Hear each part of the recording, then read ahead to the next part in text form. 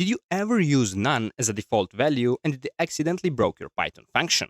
Well, that happened to me once, so today I will teach you Python Sentinel object that fixes that immediately. Let's say I have a function called print user, and user can have multiple values like ID, name, address, email, phone number, and stuff like that, but I will only specify the name.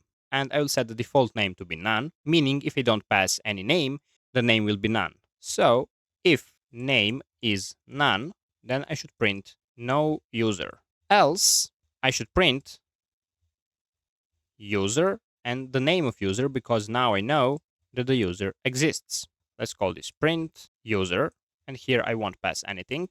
And then I will print user, but now the user should be David. When I run this, I should see no user and user David.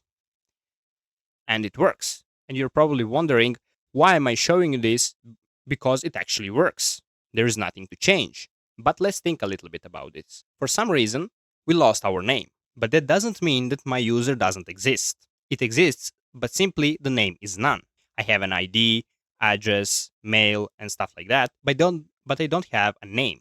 That doesn't mean that my user doesn't exist and I shouldn't print no user.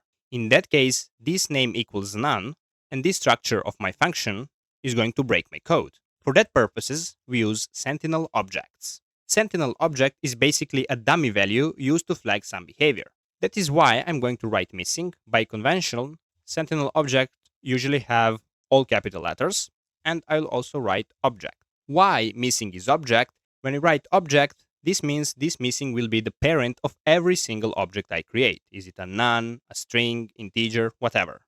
Everything is an object. So, if I flag name to be missing, that means if I don't pass anything, name is going to be missing and not none. So when I run this code, it will skip this one, but it will enter this because everything is a missing, even if we don't specify the value.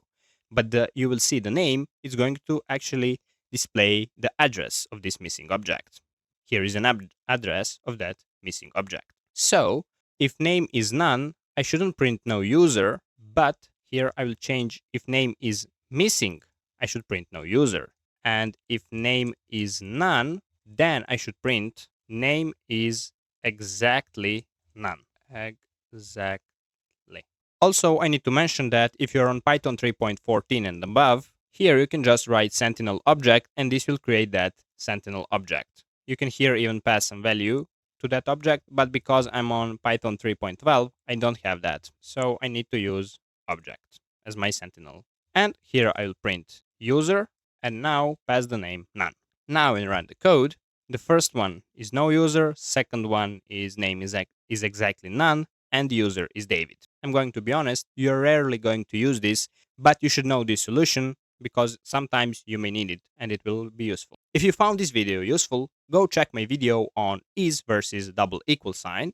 It's perfect next watch to master none object. Also, don't forget to subscribe so you don't miss my future Python tutorials.